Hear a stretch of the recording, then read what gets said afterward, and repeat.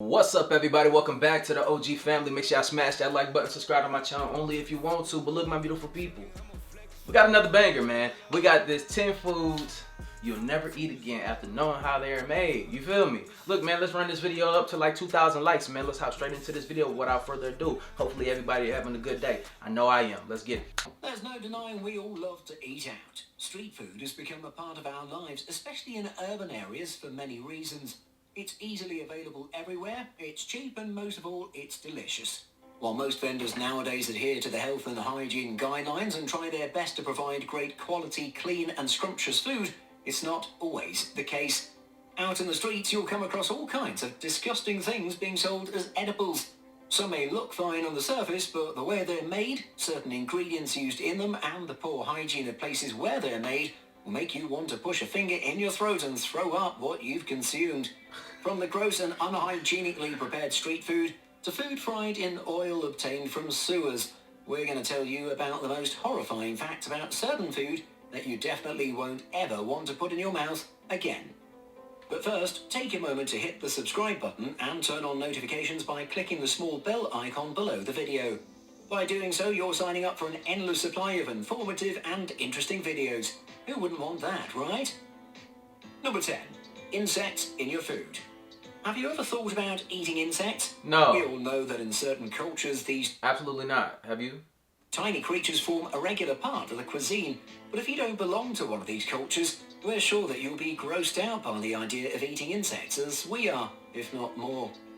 Swallowing a beetle or just having to munch on grasshopper limbs is the kind of thing you end up doing in a nightmare, or watch your favourite actor do in a survival thriller, or as we like to call it, a horror film.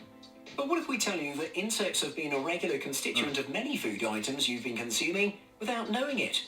Don't believe us? We get it. Who would want to be told the horrifying reality that they've been eating insects all their life? But it's true. Check out the ingredient list of your favourite candy, or that strawberry yoghurt you can't get enough of.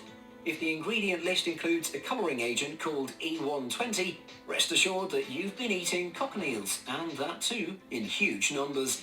This insect is native to Latin America and is whitish with a soft, rounded body. It generally feeds on plants. But what makes this insect stand out is the ability to produce carminic acid to protect itself from predators. This carminic acid has a beautiful crimson red colour. So, for commercial purposes, these cochineals are raised in special kinds of cactus plantations. They're then harvested from these plants before being dried in the oven or under the sun. After drying, these insects are crushed and immersed in boiling water for a few seconds. This last step leads to the extraction of the colour, and the harvested substance is then used as a cosmetic, especially in the food colouring industry. Who thought this shit was okay? I'm trying to understand this, man. Who thought this was okay?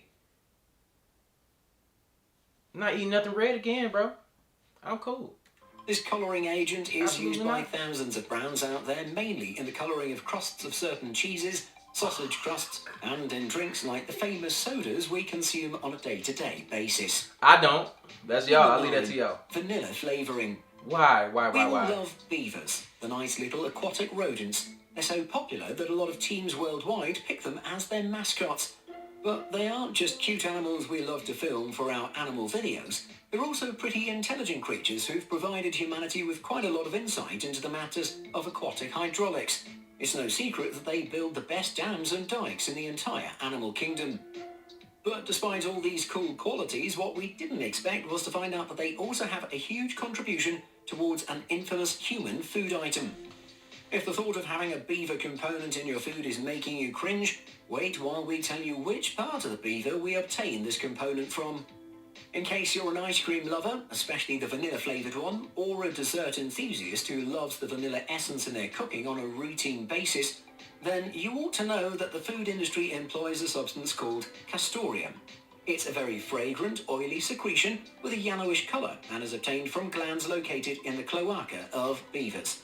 This substance is a vital ingredient in the food industry, especially when it comes to reinforcing certain flavours like raspberry, strawberry, and most of all, vanilla. Who knew that the disgusting origins of this substance won't be able to stop it from becoming commercial gold? And What? I'm trying to hold it together, man. I don't know about y'all. Look, man, I got a list of things. I'm just marking off everything that it said so far, bro. I don't want no parts. I'm cool, bro. I'm about to go front yard, eat me some grass. If you love vanilla ice cream, there's no denying the fact that you've probably consumed a wild amount of this beaver anal gland product. Bro, I done ate me some beaver anal gland. Like, I'm highly upset about this. It got my blood pressure high right now. Number 8, anal gland. eye-opener for cheeseburger lovers. Here's a fair warning.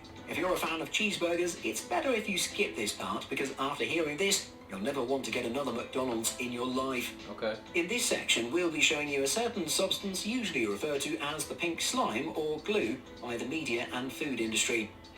What has glue and slime got to do with burgers, you may ask? It's a pink, gooey, commercial-grade beef additive that's added to the ground meat to increase its volume, weight, and quantity. It's formed by grinding the negligible parts of beef, fats, tendons, and other connective tissue. This is processed in a huge centrifuge until a thick paste is created, and the paste is then treated with ammonia and citric acid to purge all the possible microbes. I didn't know they did all that. The finished product is then sent to meat plants and restaurants, ready to be mixed into what they tell us is pure meat products. This unappetizing mixture is probably a part of the sandwiches and burgers you're eating, and you don't even know it. Just remember that this pink slime is present in that double beef party burger you're planning to order, so think again. Right when I was thinking that it was only McDonald's that was doing that, no. The beef that you're eating in the grocery store got this yoga mat material in there, because they said it got yoga mat material in there too, like that foam cushion and stuff. They got it in. Bro, I'm moving out the country. Number 7, Indian street food. If you're a foreigner in India and the hunger pangs are hitting you stronger every minute, just head back to your hotel or go to a well-known bigger restaurant. Believe us, this one piece of advice will save you a lot of trouble, especially in your gut. Never eat at one of those street-side shops and food stands in places like Bombay or New Delhi if you want to avoid getting severe diarrhea or don't want to end up making your gut a home to parasites. Ooh. You can see how poor the conditions are with these trailers set up in the hot weather in dirty, unclean places, littered with garbage everywhere. Most of these dishes sold on the streets are very popular local specialties, but the way they're prepared will have you running for the mountains. It's common knowledge that the street food in India is almost always exposed to microbes and insects, especially flies. The vendors rarely ever use gloves to prepare and serve the food. The counters are untidy, the cutlery is washed with dirty water, if it ever is. It's safe to say that most basic hygiene standards are blatantly ignored here. Now, you will say that the locals are eating and they're fine. Yes, but they've lived here and consumed this all their lives. Their bodies and immune systems have adapted to their locality, and they're not always fine. We understand it's hard to resist the appetizing vada pav or butter chicken from the streets, but it's better to miss out on some food than to spend your vacation travelling between your toilet and your bed. Wow. Number 6, surimi sticks. Hey man, I'm gonna say this, bro. When you see a mug, bro, if somebody, look, even if you have somebody at your house, bro, and you just gotta really pay attention though. They gotta be washing their hands, and then I don't even trust that because, you know, people like when they go to the bathroom and they wipe, they be having stuff under their nails. You know what I'm saying? Like, hey, all my homies that get their hair cut at the barbershop, when they trying to line up your mustache and stuff, do you ever smell a little twangy twang on the tip of their fingers? Because people don't be washing their hands right. People got doodle under their nails, you feel me? And you can get sick, real sick by that. Obviously, right? You eating human chitlins. Think about it. As opposed to popular belief, this appetizing snack is not at all made from crab meat. The reality is far from it. These sticks, frequently served with salads, don't come from any meat, rather than they don't taste like crab fish flesh like Alaskan hay or North Pacific hay. Turns out there's not a single shellfish component in these sticks, as opposed to what is proudly advertised on the packaging and in commercials. Right. The flesh of these white fish is of low gastronomic value and is thus used commercially. This tasteless flesh is mixed with salt, starch, and chemical preservative. This mixture is then vigorously stirred to obtain a bland and flavourless white paste. This gets further horrifying because the waste is then artificially flavoured using crab flavour obtained from the shellfish waste. The paste is pretty gross and unappetizing before it hardens and is processed to its final form. Also, the controversial origin of the ingredients we've discussed should be enough to make you reconsider your choice of munching on surimi sticks. Number 5. Hey man, I don't know about y'all. Look, I'm gonna be skimping out on that cheap junk right there. If I can't afford it, bro, I'm not eating no fake crab meat. You feel me? Like, they trying to mess up seafood for us too. You feel me? God, oh. This man ain't got no roaches on him though, do he? Ugly secret behind street food in the third world. There's no denying that street food has gained a lot of popularity over the years, especially because of the flourishing tourism industry, food tourism shows, and social media influencers trying to hype up small vendors selling on street sides. But did you know that behind the glitz and glamour of these delicious dishes lie horrifyingly unhygienic practices? And in third world countries, most people aren't even trying to provide clean food. If you saw what goes on behind the scene of these open-air stalls, there'll be some major regrets regarding that yummy snack you had on the streets of Mumbai. As you can witness, scenes like this man kneading the dough with his bare feet are a regular in the poverty-struck nations. Beautiful and fresh-looking vegetables you see. Hey, bro, I'm telling you right now, bro, I ain't never that hungry. You feel me? I ain't never that hungry. Look, man, like I said, bro, meet me out in the front yard. We gonna eat us some goddamn grass before anything. You feel me? Because that right there crazy. I ain't never seen nothing like that. He put the dough up under his arm. Maybe I should start a food truck doing that. Call it armpit burgers. The pit burger. Yeah, the pit burger. Got a special flavoring on these buns right here. You feel me? Who gonna come eat at my food truck? Pit burgers. Being used Want to partner with these foods are probably washed with sewer water. And if you saw how dirty and sweaty the hands that kneaded this bread on the screen were, you'd probably throw up. It's not just the cooking practices and dirty surroundings that contribute to the filthy nature of this food, but also the body hygiene of the people making it is equally nasty. So it's better to just watch National Geographic or TLC travel show hosts trying out these exotic foods rather than enjoying them yourself. And that's not okay, bro. If I see another video of somebody putting their feet on some dough, on some bread, whatever food thing, bro, like putting your feet on it, bro, like they need to be in prison.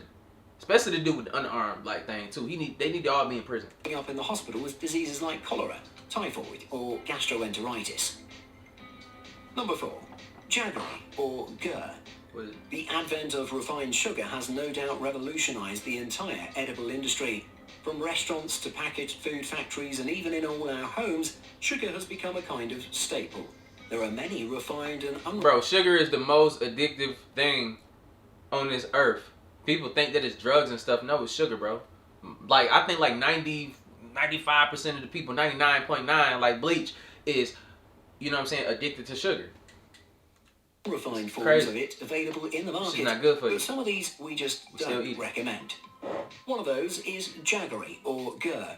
It's an unrefined form of sugar consumed abundantly in India and Pakistan.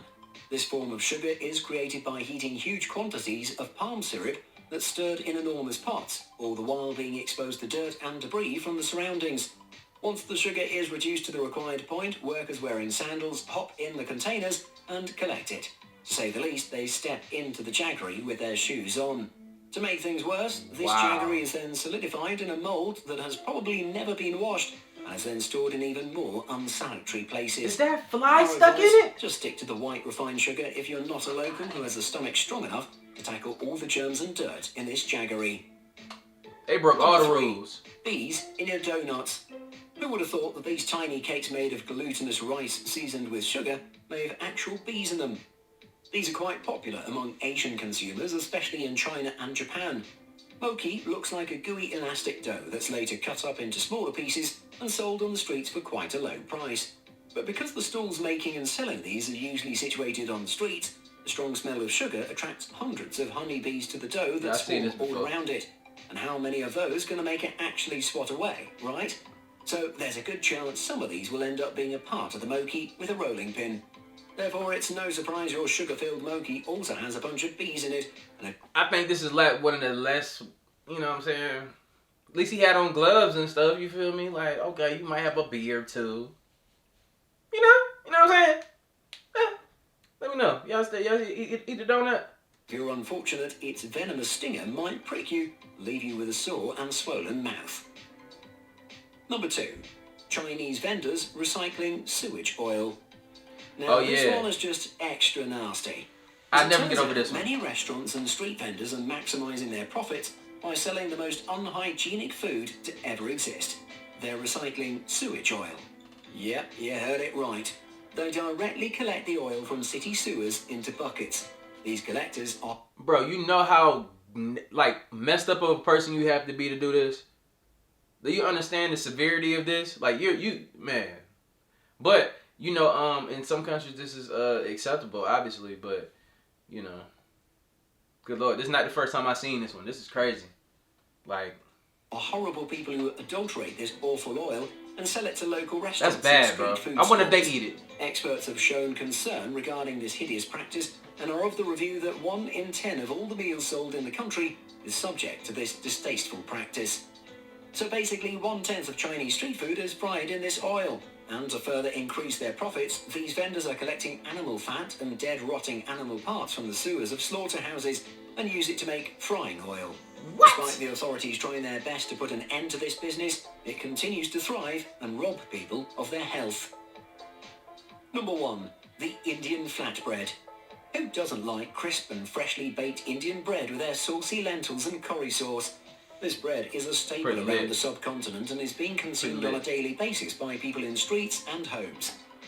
I remember I was in Qatar, man, and I was deployed, and one of the guys that I work with, he was one of the Qatari soldiers out there, and like me and him, man, we were so cool with each other. Like, bro, he brought us food to work one day, and we all sat down, bro. He had the whole meal just like on a platter for us at work, you feel me? Like, we on the gate with our guns and stuff, bro, and we just sitting here eating this good food. He's showing us everything that they eat, showing us, like, bro, we connected so well, bro. Indian food is lit.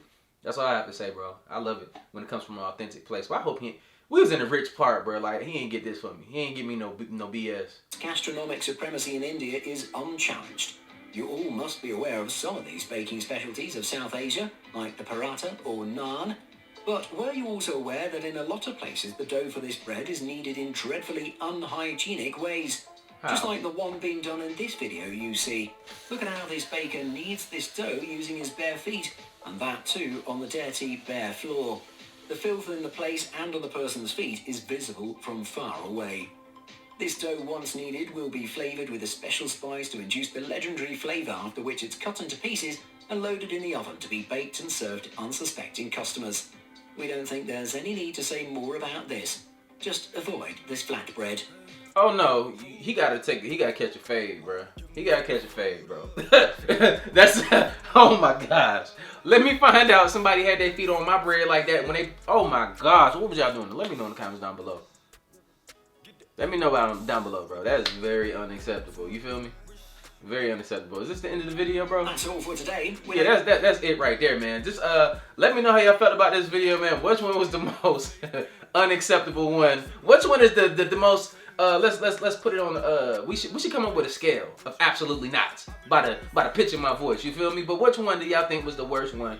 And I pretty much, look, man, it gotta be the beaver with the anal gland. It ruined a lot for me. It just like wrecked my life. And then the dude stepping on the brick. No, the underarm dude, man, and the feet dude. I don't know, man. Like, this is just unacceptable, bro. But look, I'll see you on the next video. Let me know what y'all want to see next in these videos.